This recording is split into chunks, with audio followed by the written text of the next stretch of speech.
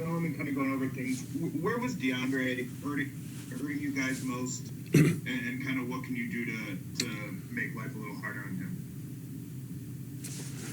him? Just keep him off the offensive glass. Don't let him get into a rhythm earlier in the game. I think I did a pretty good job on him in the start of the game. Just, throughout the rest of the game, he got a good rhythm going.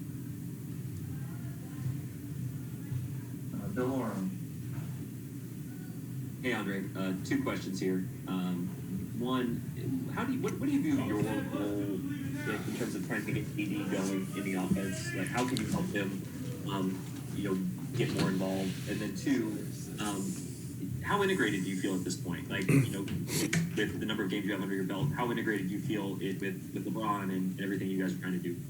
Yeah, to touch on your first question, to get AD going, I think we need to start him off earlier in the game. He has a smaller matchup on him in Jay Crowder, so I think we need to attack that and exploit that matchup early. And I think he'll get into a rhythm right after that.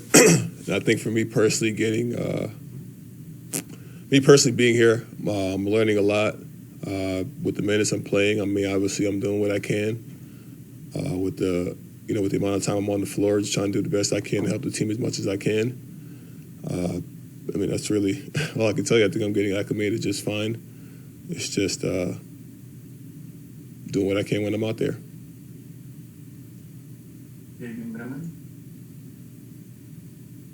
Andre, I recognize the result would have been the same as your playoff game in Detroit. I wanted to know anything about yesterday's playoff experience.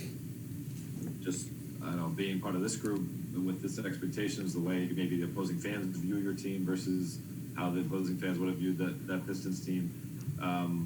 You can compare this playoff experience so far versus your time with the Pistons.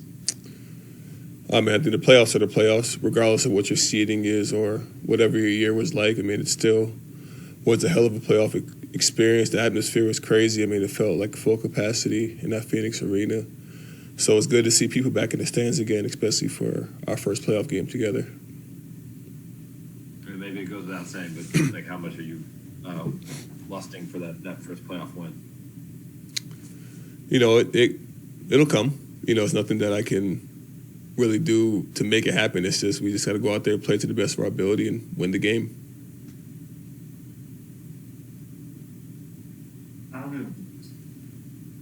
Hey, Andre.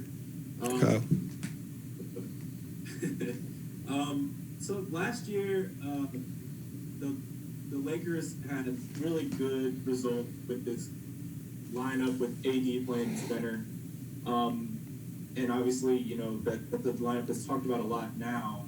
Do you feel like maybe some of that experience from last year and the way fans experience it maybe alters expectations for other groups, including groups where you're playing center on the floor? Do you feel any of that?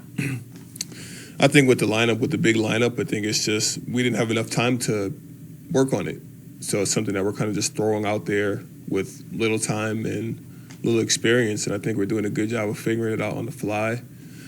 Despite us being in the playoffs right now, obviously lineup changes are gonna happen. We're gonna do whatever it takes to win.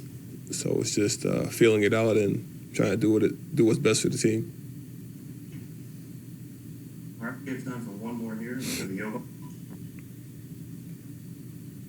Hey, Andre, I'm curious, where did you feel like your guys' defensive breakdowns on Devin Booker were? Was it in the pick and roll? Was it rotations? Like, where did you kind of see him getting free or hitting some of the tough shots that he made?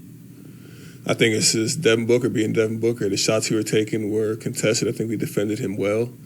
I think early in the game we allowed him to get a lot of easy shots, which is what got him into that rhythm to where he could hit those difficult shots down the stretch of the game.